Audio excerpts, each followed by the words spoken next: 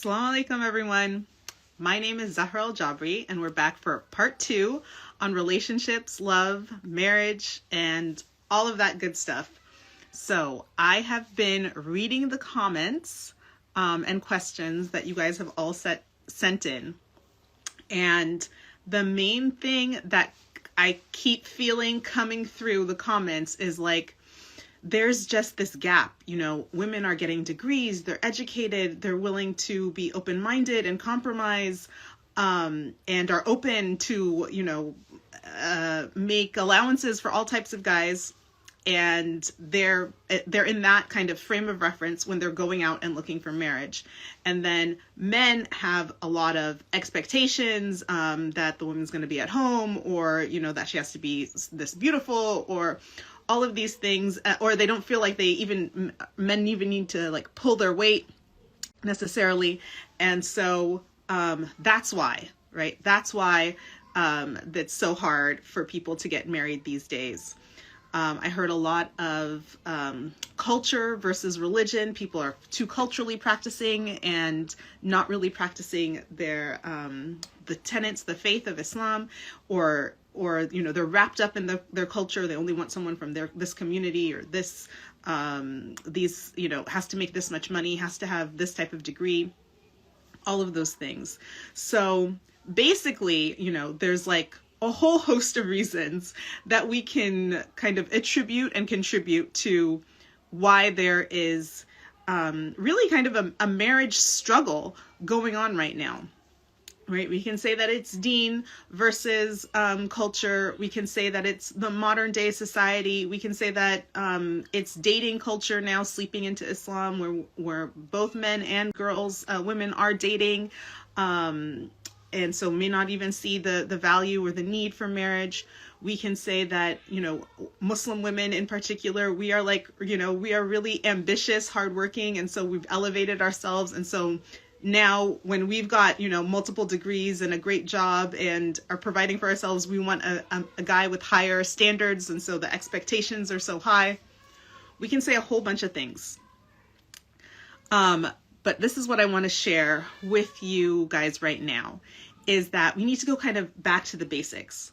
What is marriage? Like, what is that institution? Why do we have this institution of marriage?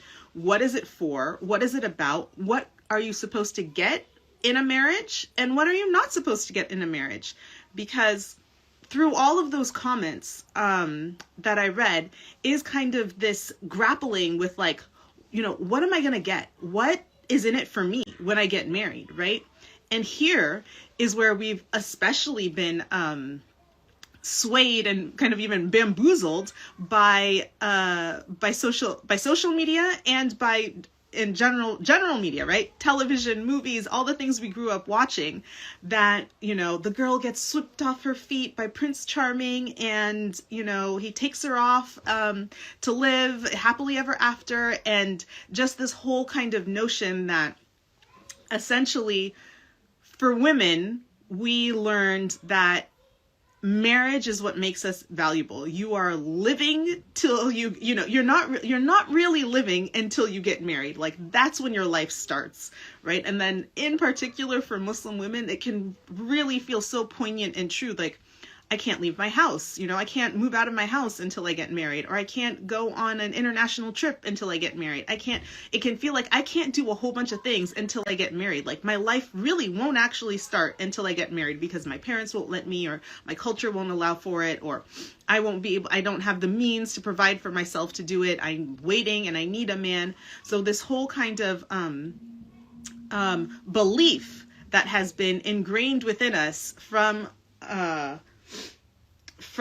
mainstream media and within Islam, that for women, your life doesn't start until you're married.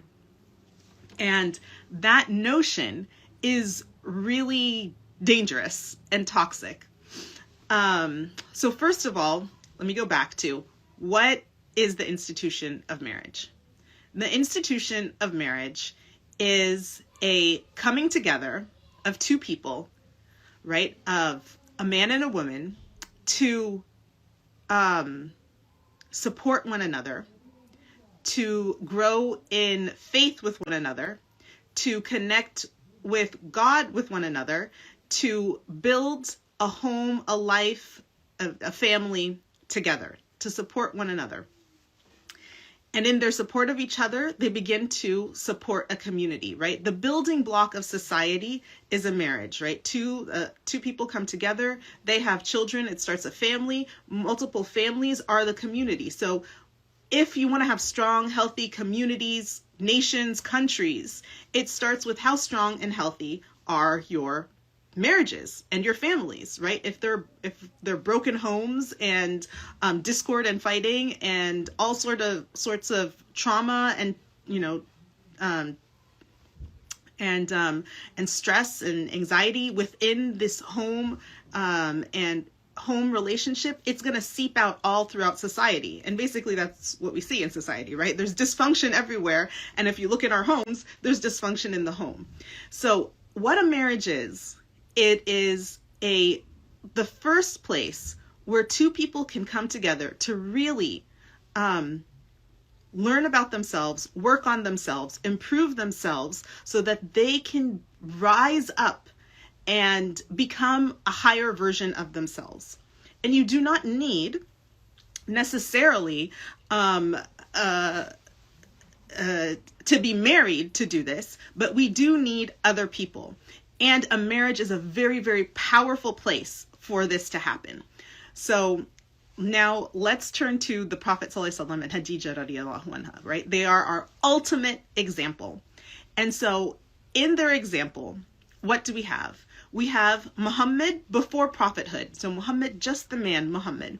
He was already a very respectable man, right? He already was honorable and honest and trustworthy, right? He was known as that in the community. Like people knew that they could go to him, like he's the trustworthy one, he's the honest one. He already had great character. He was generous, he was kind, all of these things.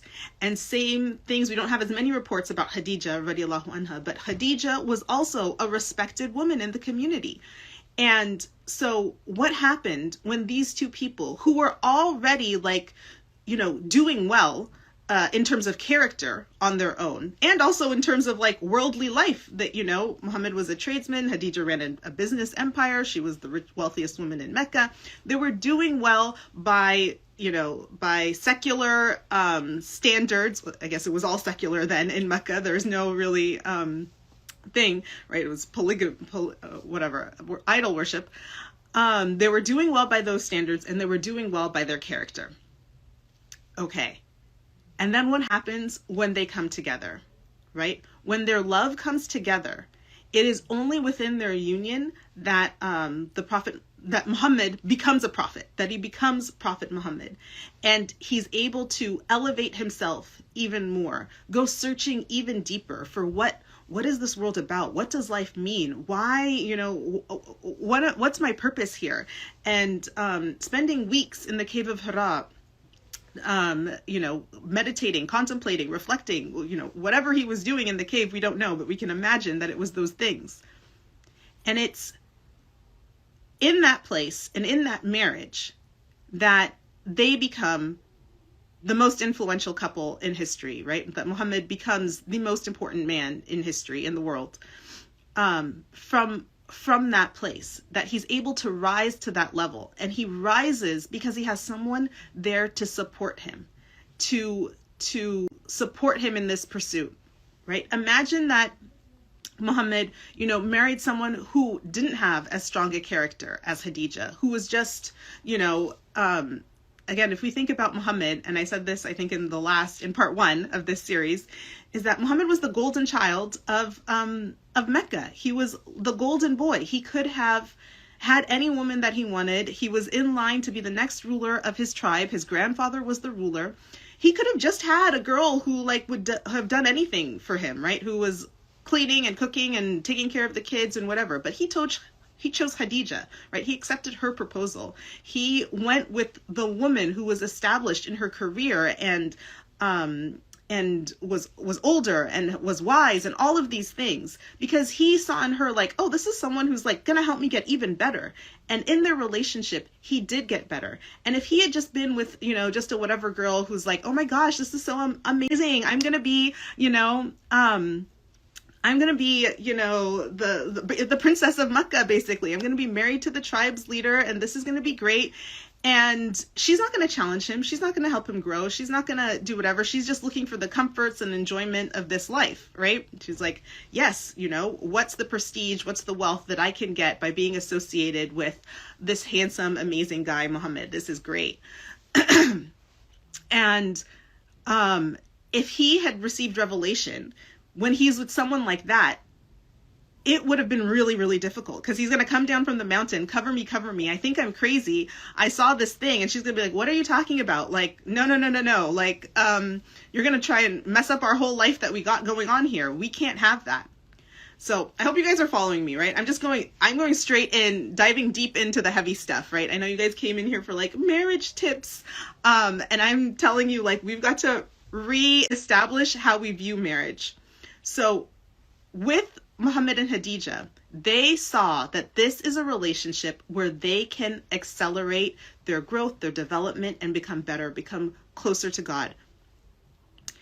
Even if they didn't really necessarily think in those terms of becoming closer to God, they knew that there was something more within this life, and they weren't just about, you know, what are the stuff that I can get? What's the house and the car and the things that I can get? They weren't about that. They were like, how can I figure out what is the meaning of this? What's the purpose? Like, and I want to be with someone who inspires me and challenges me in that way. So the institution of marriage, fundamentally, what you're getting from a marriage is not that a man can provide for you, is not, you know, the prestige of his family or his lineage, is not even just the comfort and companionship of another person. What you're getting in a marriage is an opportunity to rise up, right? All of the things that you dream and have ambitions and have goals for your life, when you're evaluating someone for marriage, you're looking at that person and saying, can you support me, challenge me, grow with me to rise up to that level? And can I do that for you? Can I support you, challenge you, and grow with you to rise up?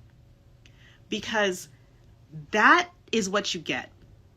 And especially today, in modern times, you don't need to get married. Anything you want, you could handle it on your own, right? Women and men both making money. You can get a cleaning person to clean your house. You can get food delivery delivered to your home. You can get companionship from, you know, social media. You can entertain yourself endlessly on Netflix and watching video games, playing video games, and going out and going around. You know, even intimacy, you can outsource that, right? You can use sex toys. You can, you know, hire out whatever, right? Depending on how you view things, you don't need to get married. You can fulfill all of your needs on your own. So if you're thinking like, I'm going to get married and they are going to bring me happiness, or they are going to provide for me, or they are going to give me something, or that's the way that I'm going to feel loved. And you're thinking, what can I extract from this person? It's already setting yourself up for heartache. It's setting yourself up in a place that puts you in a weakened position, because then you also become needy, desperate. I need this marriage. I need this person. I need this guy because they're going to give me these things. And if I don't have that, I can't have these things. And you've got to let go of that, because that's not what marriage is for. You can fulfill all of your needs on your own, right? That's some of the comments that people were saying was like, we don't really need to get married anymore. Guys have girlfriends and they can just live with them. And so, you know, why buy the cow when you can have the milk for free, and all of that stuff. And it's because, like, well, if you think marriage is just about having sex, then yeah, you don't need marriage. You just go do that, right? Like, you don't need it. But if you understand that marriage is a place where we're going to commit to one another to go the distance, to get better, then oh boy, you're in a whole nother ballgame, and you're looking with a whole different set of eyes at what's available, what's possible, not only at the people that you're looking at, but at your own self. You're looking at your own self. What is it that I want for my life? How is it that I want to be? What's the legacy that I want to leave behind? What's the type of family that I want to create and have?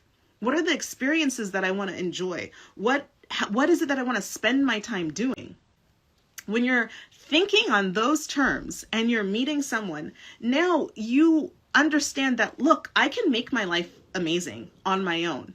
And if I'm going to invite someone into my life to share my life with me, are they going to enhance it in the sense of, are they going to enhance my experience of my life and everything? Or are they just going to be a body that's next to me doing these things with me? Just a person that's there with me, a companion, right? Someone I can hold hands with and pose for pictures with. Is that what they are? Or are they really enhancing me? And when you have that frame of reference, it sets you up to hold yourself higher, right? When you're evaluating people, when you're talking to people, you're going to hold yourself in a stronger, higher position, right? Because I don't need your money. I don't need, I don't need those things from you. Allah provides. First of all, remember, Allah provides. Yes, we know in Islam that the men are supporting their wives and taking care. But what I mean is that you will still be provided for. You will still be provided for. It could come through your husband. It could come through your father. It could come through your uncle. It could come through you. And you need to hold your eyes on that Allah is the one providing for you. How it comes through to you, it can be in different ways, but Allah provides for me. I will be provided for. Now, am I going to invite you into my life because you're going to enhance it, or because I think you're going to just be someone who can provide for me? It's a different evaluation.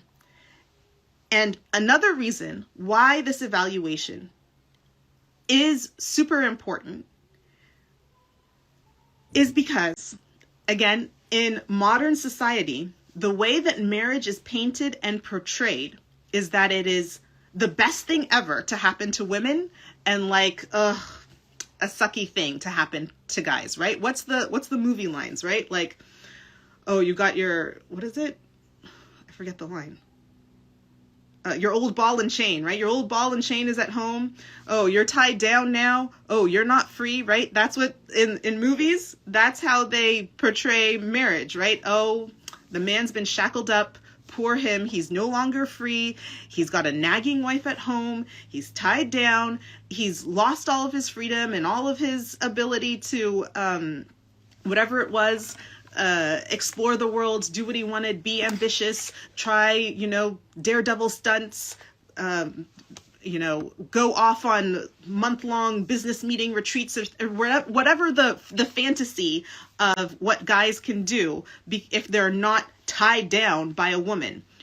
So it portrays marriage for men as this detrimental thing, like, oh man, sucks, you got tied down. And for women, it portrays marriage as like, oh, the most amazing, beautiful thing ever. Finally, your life can start. You are married now. Now you are worthy, and we know that you are a valuable person because a man has chosen you. And both of these narratives are dangerous, harmful, and untrue, right? What happens to a lot of women in marriage? And for a lot of women, marriage is a disastrous situation. They are the ones who become strapped, attached to a man. They can't, they have children. Maybe they're not financially independent. They're now trapped at home, or trapped raising kids, or unable to provide for themselves. They might be moved into a different location, moved in with in-laws, or moved to another state, and they're cut off from their social community. They may be with a man who is not fully emotionally developed to be able to have, engage in stimulating conversations. So it's kind of like a boring marriage, right? For women, marriage can be we're kind of at the mercy of who, right? You're like hoping you're going to get a good one, because if not, marriage can be truly just a horrible trap for women. And for men, what marriage actually is the best thing ever. Oh, now I have someone who literally handles my schedule, takes care of all of my household needs, cleans up for me, gets my clothes ready for me, gets all the gifts for all my family members, does, everything for me. Like, it's like a maid and a secretary and a nurse all in one. It's literally the best deal ever. So the notion that for marriage, for men, that it's hindering them and tying them down, and that for women, it's the best thing ever. Now I'm worthy. Now I can go out and be seen in public and travel the world, is a harmful notion. And if we rebalance the equation and be like, for women, marriage is a place. If we rebalance the equation, we see that both parties have something to gain and something to lose in a marriage. And what you're trying to appreciate for your own self when you are getting married. Can you guys hear me? Someone just called me. Okay. Sorry guys. I didn't put my phone on do not disturb. Okay, if you guys can hear me. So, there is something to gain and there is something to lose for both men and women. And it's really important that we appreciate this and understand this, because otherwise it sets us up for disappointment, for heartbreak, and for failure. Because if you're looking for your for things in a marriage that it's not supposed to give you, then you're going to wonder, well, what am I doing here if I'm not getting the things that I thought it was supposed to give me? Right? And so now, if you are feeling stuck in your marriage search and you're wondering, like, okay, well, what do I do? Where do I go? Like, what's the next move? I'm on the apps. I've talked to the aunties. I'm, trying a matchmaker, whatever. I've met all sorts of different people. I was engaged to someone and it broke up. Like, what do I do?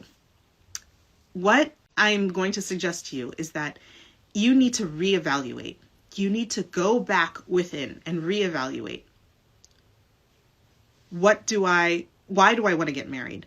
What do I believe marriage to be? What am I going to contribute in a marriage? What do I expect to receive in a marriage? How do I want to navigate this relationship? How do I want our communication to be? When I imagine us sitting down watching a show together, what does that feel like? What does that look like? When I imagine us sitting and having a meal together, what does that look like and feel like? Just really getting into the depth of what is it that I envision for my relationship, and how can I enhance that vision? And how can I show up to be prepared to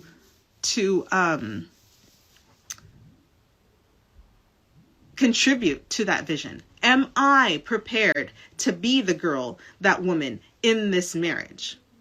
Because when we really appreciate that we're not just extracting things from another person, that we are cultivating a relationship that's going to challenge us and help us grow, it's a different kind of look. Because relationships are the place where Allah gives us an opportunity to really demonstrate our faith.